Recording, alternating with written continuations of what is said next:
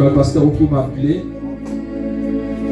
ma première réaction, je voulais lui dire, je te rappelle, c'est-à-dire c'était pour aller prier pour voir s'il pouvait venir. Et pendant que je parlais avec lui, j'ai senti la conviction. Et puis j'ai donné un mot qui est sur le champ, ce que je ne fais pas toujours. C'est pas parce qu'on vous invite quelque part que vous partez. Faites très attention. Un homme de Dieu ne va pas partout où il veut, il va où Dieu l'envoie. Et il y a un bagage. Je dis un bagage parce que la portée est lourde. Si quelqu'un a la caméra, ne coupe aucune partie de ce qui va venir avant de prier pour le peuple.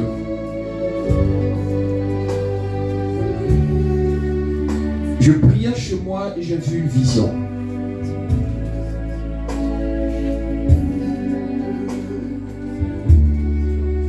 C'est pourquoi quand le pasteur Oku était en train de prêcher, je me suis demandé si je devais encore parler. Parce qu'il est rentré dans la vision que Dieu m'a montrée. Mais j'ajouterai quand même un grain de sel à partir de ce que Dieu m'a montré. Écoutez-moi très bien, Église.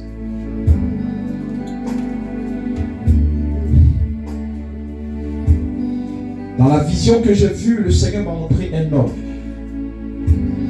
Et cet homme, on était en train de l'habiller pour la mission à laquelle on l'a appelé et pour l'installer dans ses fonctions. Et l'homme qui était en train d'habiller, c'était l'église. Ici où nous sommes. C'est-à-dire que Dieu veut vous emmener. Je vous explique ça posément. En Genèse chapitre 22, Dieu demande à Abraham de lui sacrifier son fils Isaac. Abraham apparaît dans les Écritures en Genèse chapitre 11. Où Dieu parle de Terach, son père. Début chapitre 12. Terach prend Abraham pour aller à Charan, pour aller à Canaan, à Charan, Terach meurt. Et Dieu parle à Abraham. Quitte ton pays, quitte ta patrie, la maison de ton père, vers un lieu que je t'indiquerai. Abraham a 75 ans, Sarah a 65. En Genèse chapitre 18, Abraham a 99 ans. Et les trois anges arrivent dans la contrée d'Abraham. La Bible dit Abraham était assis à l'entrée de sa tente pendant la chaleur du jour. Et sous l'échelle de Mamré, il voit trois anges arriver. Abraham court devant eux. C'est là que la promesse est faite à Abraham. Pendant que Abraham avait 99 ans. Pour dire l'année prochaine, à la même époque, ta femme Sarah sera enceinte. Elle enfantera un fils. L'année qui a suivi, Abraham a 100 ans. Isaac naît. En Genèse chapitre 22, Isaac a grandi. Au point où quand Dieu demande à Abraham de sacrifier Isaac, c'est Isaac qui porte le fagot. Peut-être qu'on l'estime peut-être à 10 ans, 15 ans, on ne sait pas. Mais là, Abraham déjà a 25 ans de marche avec Dieu. Et si jamais Isaac avait 15 ans, si jamais, ça aurait fait 40 ans de marche avec Dieu. Et lorsque Abraham réussit à l'épreuve, au test, de sacrifier Isaac, Dieu dit à Abraham, c'est maintenant que moi je sais que toi, Abraham, tu crains Dieu. C'est-à-dire que les choses très sérieuses allaient commencer maintenant, à partir du sacrifice d'Isaac. C'est comme ça les choses très sérieuses ont commencé dans l'histoire de l'humanité, à partir du sacrifice de Jésus. Il y avait des choses sérieuses, mais les choses très sérieuses allaient commencer là. Il dit c'est maintenant. Je vous explique le rapport avec l'Église. C'est maintenant que vous allez commencer à rentrer dans la vision de Dieu. Ce n'est pas que c'est maintenant que vous commencez la prière. Abraham a commencé à marcher avec Dieu depuis très longtemps. Abraham a reçu les anges, il a parlé avec Dieu. Chapitre 18, Sodome et Gomorrhe. Il a reçu les anges, il a parlé avec Dieu. Abraham marchait déjà avec Dieu. C'est près de 40 ans après, en Genèse 22, que Dieu dit, c'est maintenant, Abraham, les choses très sérieuses commencent. Après plusieurs années. Et la vision, selon que Dieu m'explique, il dit, il va maintenant équiper cette assemblée afin de pouvoir rentrer dans l'accomplissement parfait de la vision. Et pour cela, il faille qu'il y ait des hommes équipés, capables de pouvoir accomplir la pensée et le dessein de Dieu. J'étais assis pendant que le pasteur Oku parlait. J'ai vu quelque chose. 2 à 3 choses. La première chose, c'est que vous allez voir en Josué chapitre 6, si je m'abuse. Le peuple d'Israël doit aller détruire Jéricho. Il y a un ange qui apparaît à Josué. Josué lui demande, es-tu des nôtres ou des autres ennemis? Il dit, ni l'un ni l'autre. Je suis le chef de l'armée de l'Éternel. Je viens maintenant. C'est-à-dire qu'il y a un combat qui doit se passer. Et Dieu envoie son ange. Il dit, sur le chemin que tu vas parcourir, j'enverrai mon ange devant toi pour te conduire. Et lorsque Jésus-Christ se révèle à Jean dans le livre de l'Apocalypse, il dit, écrit à l'ange de l'église de Philadelphie. Écrit à l'ange de l'église de Thyatire. Écrit à l'ange. Écrit à l'ange. L'ange, c'est non seulement le messager, le responsable premier de l'église, mais il y a un ange que Dieu assigne même à l'assemblée. Et j'ai vu quelqu'un poster ici. Et celui que j'ai vu arrêter ici représentait l'ange de l'église. Et la vision que je voyais, j'ai commencé à comprendre certaines choses sur le plan biblique. C'est comme il inspirait au cœur des responsables de l'église certaines pensées. En fait, il y a des révélations qu'on reçoit qui nous viennent directement du Saint-Esprit. Il y a d'autres qui nous viennent par les anges de Dieu. Lorsque Daniel a reçu la révélation, c'est Gabriel que Dieu a dépêché qui a donné la révélation à Daniel. Et de la même façon qu'un esprit impur ou bien un démon peut inspirer à quelqu'un de mauvaises pensées, Dieu peut permettre que son ange inspire à son serviteur quelque chose. C'est des envoyés de Dieu. Dieu fait de nous des flammes de feu, mais il fait de ses anges des vents pour exercer un ministère en faveur de ceux qui doivent hériter de la vie. Et je l'ai vu comme en train d'inspirer des choses dans les cœurs des responsables. Écoutez, quand Dieu veut que tu réalises quelque chose, il te met ça à cœur. Je lisais hier, je ne sais pas s'il était 2h du matin, j'étais en train de méditer. Et puis j'ai lu un passage qui m'a fait tiquer. Jésus-Christ, avant d'aller à la croix, il entend de souper avec ses disciples. Et la Bible dit cela que Satan a inspiré quelque chose, un dessein de livrer Jésus. Il a inspiré cela dans le cœur de Judas Iscariote. Donc Satan a inspiré au cœur de Judas Iscariote le dessein de livrer Jésus. C'est un ange, mais qui a trahi. Donc les anges de Dieu peuvent inspirer, selon la volonté de Dieu, quelque chose dans le cœur de quelqu'un pour qu'il puisse l'accomplir. Je parle sur les textes bibliques pour que vous puissiez comprendre et ne pas trouver ça bizarre.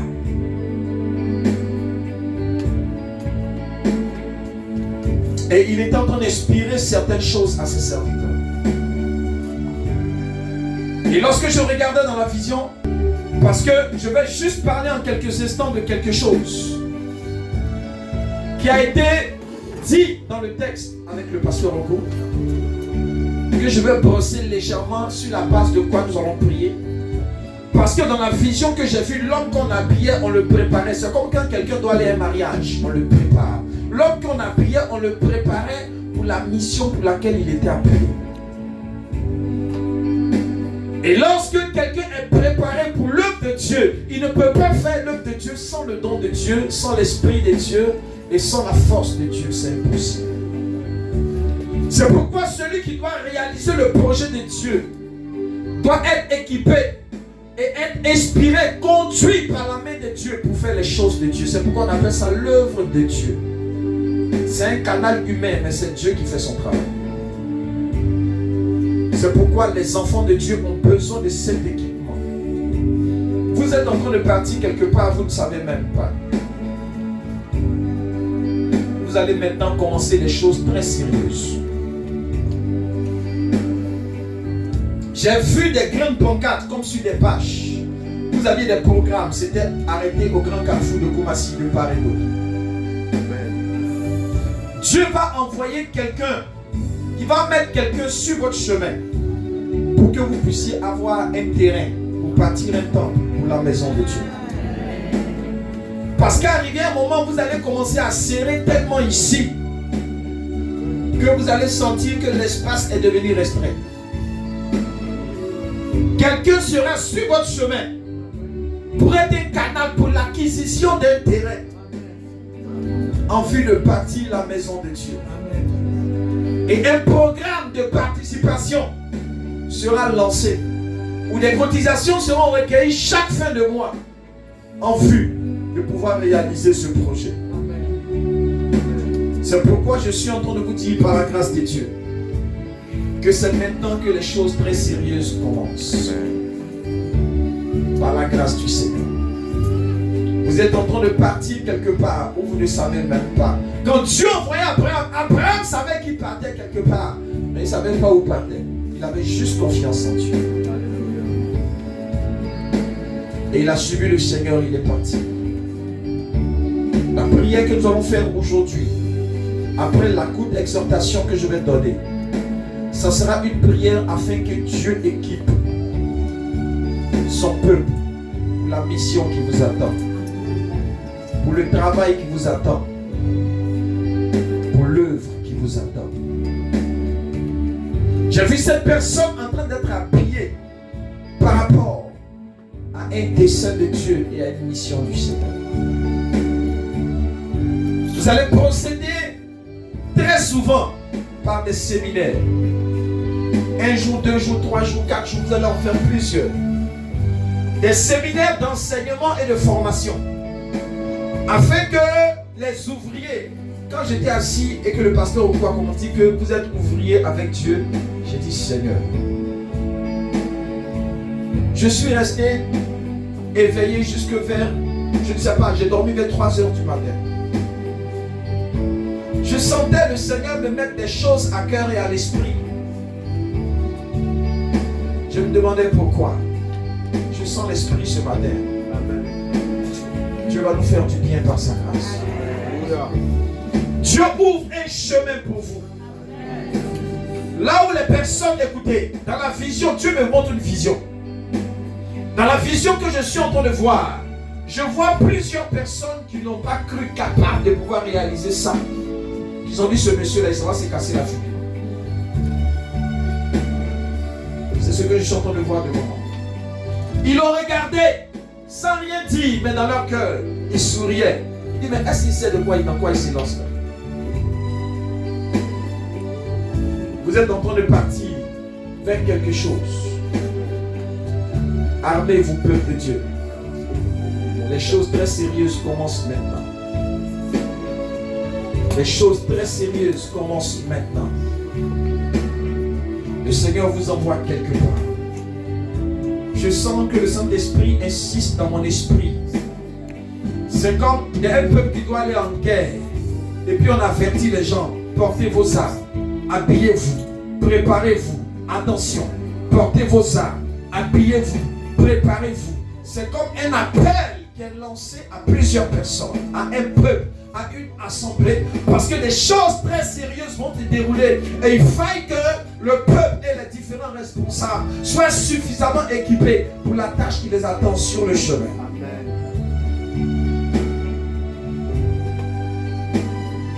Dieu a ses plans que l'homme ne connaît pas. Il y a peut-être 4 ou 5 jours en arrière, je ne savais pas que je serais là.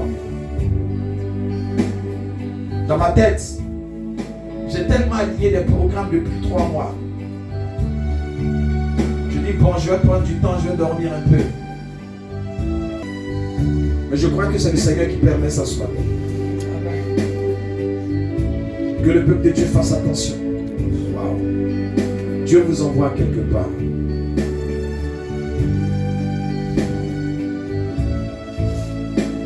Dieu te bénira encore suffisamment de Dieu. Amen.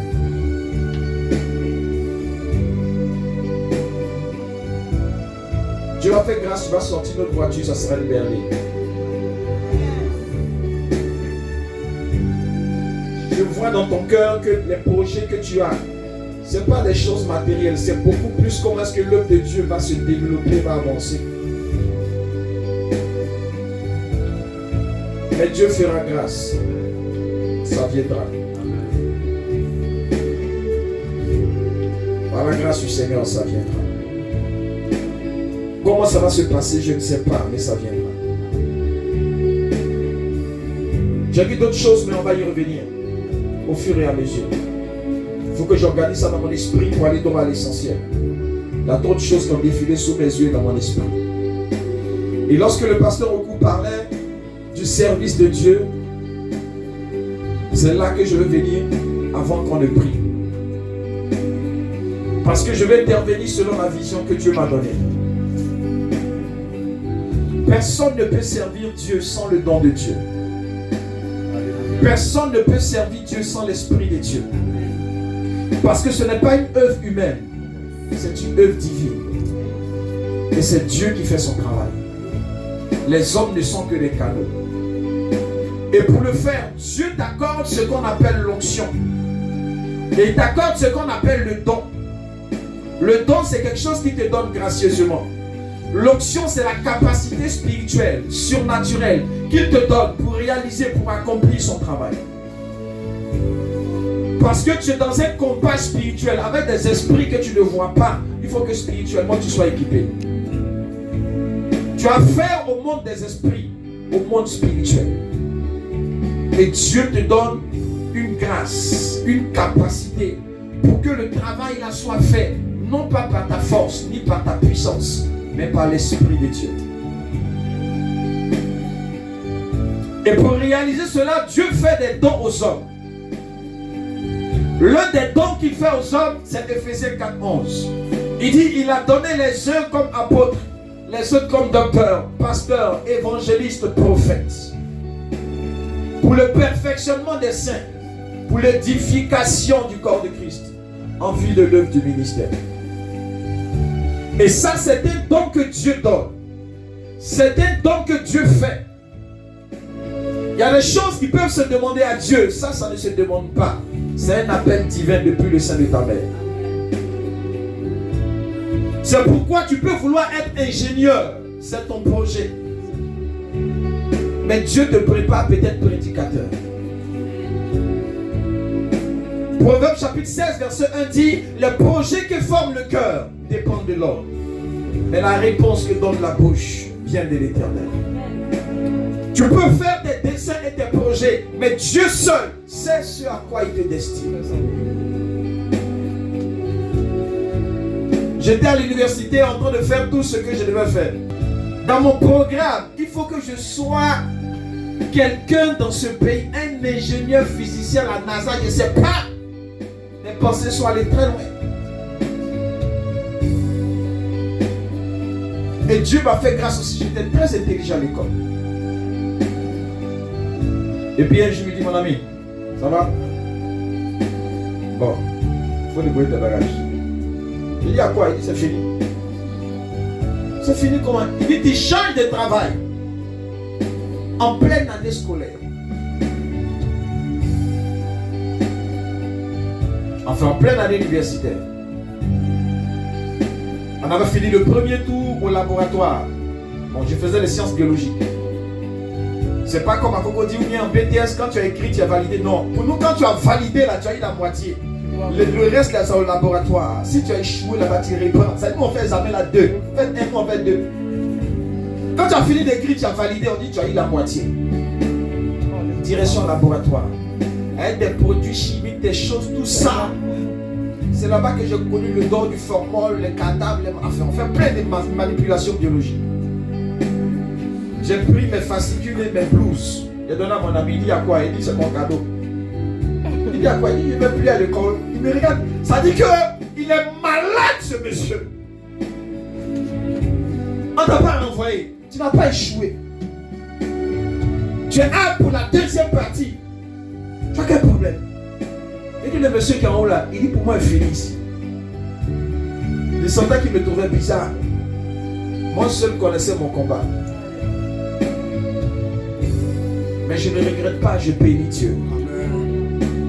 Écoutez, tu peux faire un travail, ton patron peut te renvoyer. Mais ce que nous on fait là, il n'y a pas de retraite, il n'y a pas de renvoi, c'est pour l'éternité. Il n'y a pas de diminution de salaire, il n'y a pas. Il n'y a pas quelqu'un qui a dit, bon, aujourd'hui je suis fâché, diminue ton salaire de 30 000. Ou bien, si tu ne fais pas ça, il te renvoie. Il n'y a pas de renvoi. Dieu ne se reprend pas de son don, de son appel. Et je rends grâce à Dieu.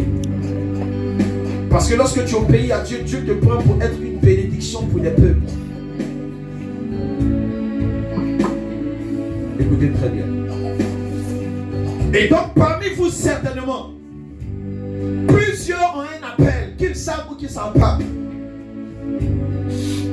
Parce que la première chose que Dieu fait, il te choisit d'abord. Quand il t'a choisi, tu n'es pas obligé d'être au courant. C'est lui seul qui est au courant, ça dépend de lui. C'est le jour où il t'appelle, c'est là que tu es au courant. Sur le jour où il t'a choisi, là, dis à Jérémie, depuis le sein de ta mère, avant que tu sois formé, j'ai dit qu'elle est au courant comment? Il dit, je t'avais choisi déjà là-bas. Il y a plusieurs personnes que Dieu choisit pour un appel particulier.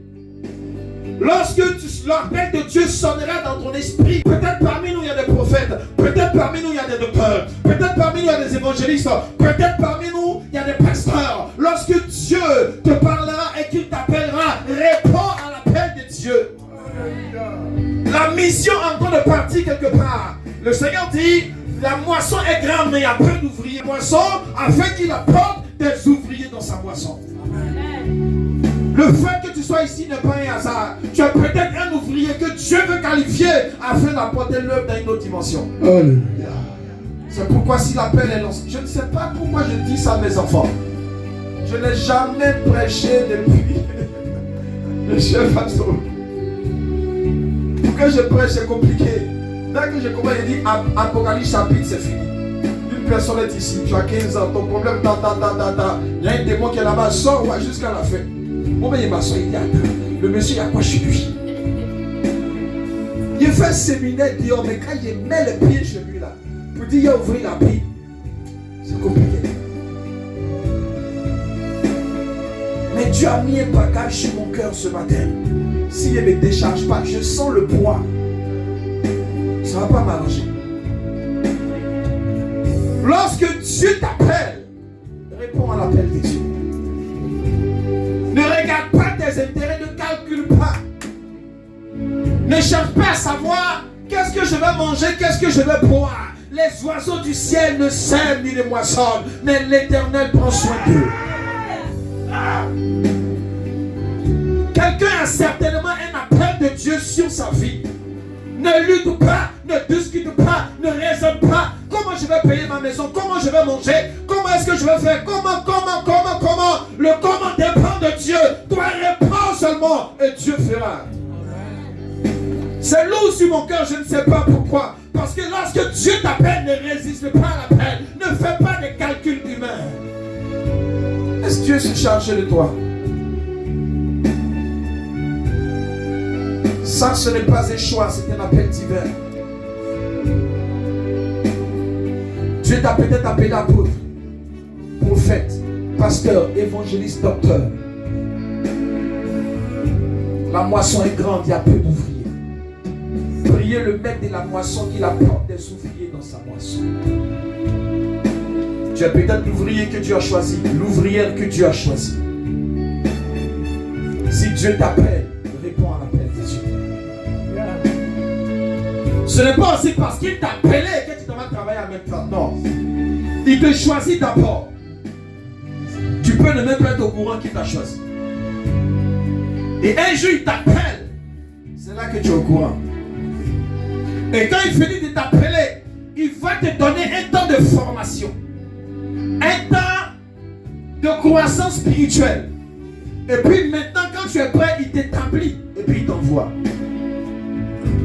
Ce n'est pas parce que tu as un appel que tu rentres en même temps dans le champ de mission. Écoutez, quand quelqu'un est appelé à être médecin et qu'il a eu le bac, on ne lui donne pas de piqûre pour piquer les gens.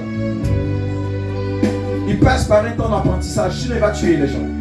Jusqu'à ce qu'il soit accompli. Et puis on l'envoie en stage auprès des médecins, jusqu'à ce que lui-même soit médecin titulaire. Si Dieu t'appelle, ça ne veut pas dire en même temps que tu prends le micro pour faire le ministère. C'est juste le temps de l'appel. Après le temps de l'appel, il y a le temps de la formation. Après le temps de la formation peut être à des niveaux. Écoutez, l'école biblique ne fait pas de quelqu'un un pasteur. Non. Tu prends, donne-moi un papier. Où il est écrit sur une seule page. Merci beaucoup. Ça va suffire. Il a écrit quelque part. Il a écrit quelque part. Je veux ça. Vous voyez ça? Si tu pars à l'école pastorale, quand tu vas finir, on va écrire sur un papier. C'est ton diplôme. Ça, c'est ton expérience avec les hommes. En classe, tu as étudié. Derrière un vierge. C'est là que commence ton expérience avec l'Esprit de Dieu. Amen. Ce que tu as appris, plus ce que l'Esprit de Dieu, ici là, c'est pas l'homme qui écrit. Hein. C'est ta vie dans l'Esprit. C'est ça qui va écrire derrière. Un homme de Dieu, c'est celui qui a été enseigné, mais qui marche par l'Esprit de Dieu. Les deux ensemble. Pas seulement l'enseignement pastoral. Parce que l'enseignement pastoral, c'est intellectuel. Le ministère n'est pas qu'intellectuel. C'est une chose de l'esprit. C'est pourquoi Dieu peut te donner, te faire grâce d'être appelé dans l'un des 5 ministères. Éphésiens 4:11. Et les 5 ministères sont comme les 5 doigts de la main. Chacun a sa taille, a sa grosseur. Le fondement, comme le pasteur Okou disait, sur le fondement des apôtres. C'est lui le bâtisseur, il est le plus gros. C'est lui qui a la charge première. Il y a des familles où les gens ne se marient pas. Le premier qui se marie, qui ouvre la porte là, il est attaqué, on veut le tuer. Mais quand lui a fini là, les autres se marient facilement. Donc le plus gros du travail repose sur celui qui initie, qui commence. C'est pourquoi il est le plus gros. Ça pèse sur lui. Mais son avantage, apôtre veut dire ambassadeur, envoyé. Donc c'est comme un missionnaire, un chargé de mission. C'est pourquoi lui, il est capable de regarder dans la direction des 4 doigts, il est capable de regarder ailleurs. La direction des 4 doigts, c'est la direction de l'église. Donc lui, il peut travailler dans l'église, il peut travailler dans le monde. C'est un missionnaire. C'est lui l'apôtre. Quand tu montres ton village, tu le montres par l'index. C'est le docteur. C'est lui qui va t'enseigner les rudiments de la parole de Dieu pour te montrer comment Dieu veut que tu marches. Celui qui vient là, c'est le loi le plus long. C'est le pasteur. Il agit dans l'église. Le fardeau des âmes est sur sa tête. Celui qui vient après, c'est là où on met le doigt de l'alliance. C'est l'évangéliste. Pourquoi? On ne met jamais l'alliance ici, ici, ici et ici. C'est ici. Parce que c'est lui qui t'annonce la parole de Dieu pour te faire rentrer dans l'alliance avec Christ quand tu te convertis. Et le plus petit, quand tes oreilles te démangent, tu ne prends pas ça, c'est ça que tu prends. C'est pour ouvrir tes oreilles. C'est lui qui entend la voix de Dieu pour te dire, c'est le prophète. Et les 4 ministères travaillent dans l'église. Le 5e, il est dans l'église et il est dehors. C'est un appel divin. On ne choisit pas, on ne demande pas. C'est Dieu lui-même, dans sa souveraineté, qui dit, je t'appelle. Ça ne se marchande pas. Hey Dieu, est-ce que tu peux m'appeler? Il n'y a pas ça. Tu te lèves pas pour dire, ah, vraiment, pasteur Okou, il a réussi à faire prière. Hein. Moi aussi, je m'en vais faire. C'est pas une affaire de moi aussi. Si Dieu t'a pas appelé, tu vas te fracasser la nuit. C'est pourquoi je veux prier ce matin. Par la grâce de Dieu, cette assemblée